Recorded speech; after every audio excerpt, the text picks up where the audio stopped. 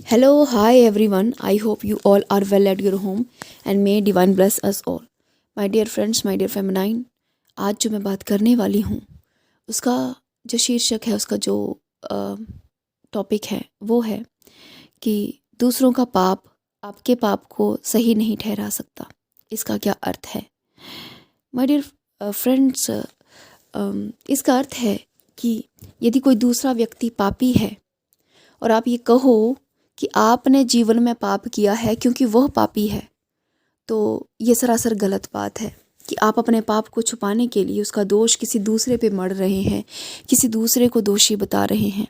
जैसे for example, एक व्यक्ति ने चोरी की। सपोज करो एक व्यक्ति है जो चोर है, जो चोरी करता है, और एक दूसरा व्यक्ति है जिसके घर में चोरी हुई है।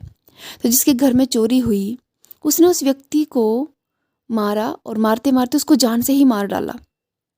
तो वो व्यक्ति सबको कह रहा है क्योंकि मैंने इसको जान से इसलिए मारा क्योंकि इसने मेरे घर में चोरी की थी।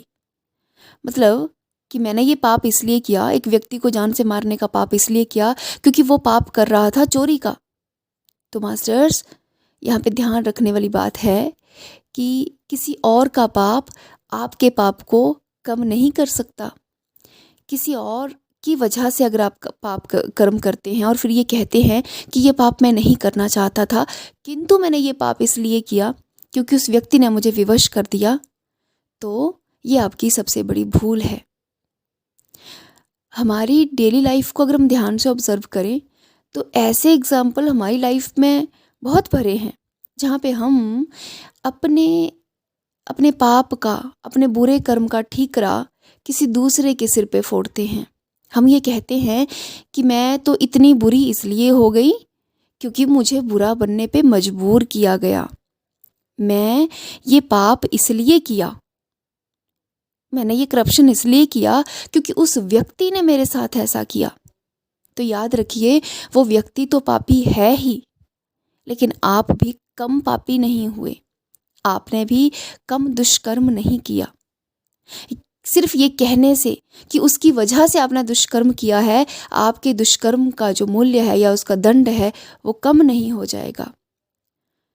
आपको अपने एक्शंस की रिस्पॉन्सिबिलिटी लेनी ही होगी।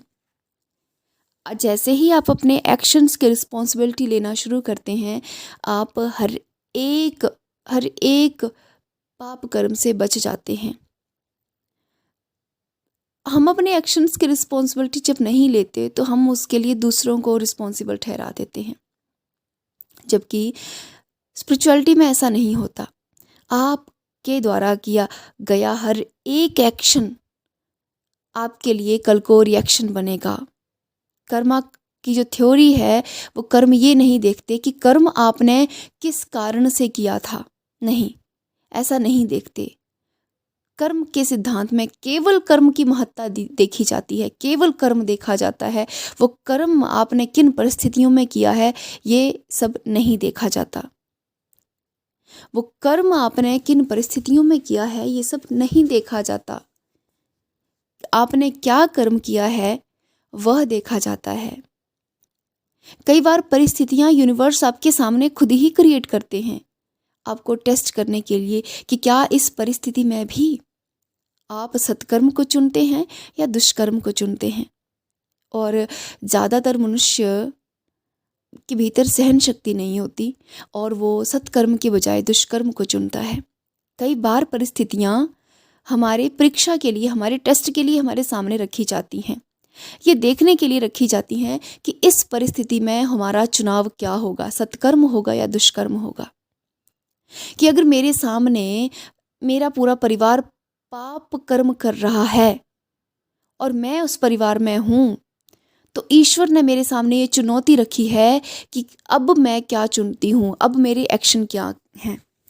याद रखिए मास्टर, हम हर क्षण अपने एक्शंस को चुनते हैं। हर क्षण, हर एक क्षण हमें दो ऑप्शन मिलते हैं। वो हम पर डिपेंड करता है कि हम क्या चुनते हैं। वो हमारे ज्ञान पे डिपेंड करता है कि हम क्या चुनते हैं। ज्ञान होना बहुत आवश्यक है एक हद तक। ज्ञान से ही ज्ञान का उदय हो सकता है। यदि आपको सत्कर्म और दुष्कर्म का ज्ञान ही नहीं है तो आपका चुनाव सही है कि गलत, ये आपको भी पता नहीं होगा। इसीलिए बहुत एम्फेसिस की जाती है कि अपने उपनिषदों को पढ़िए, श्रीमद् भगवत गीता को पढ़िए, जहाँ से आपको एक इंसाइट मिलेगी।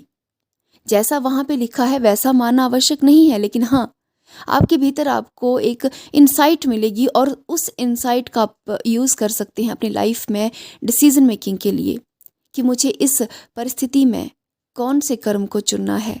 कई बार हमें युद्ध भी चुनना पड़ता है, कई बार हमें शांति भी चुननी पड़ती है, लेकिन ध्यान रखें कि कहाँ पे क्या चुनना है। जो भी हम चुनते हैं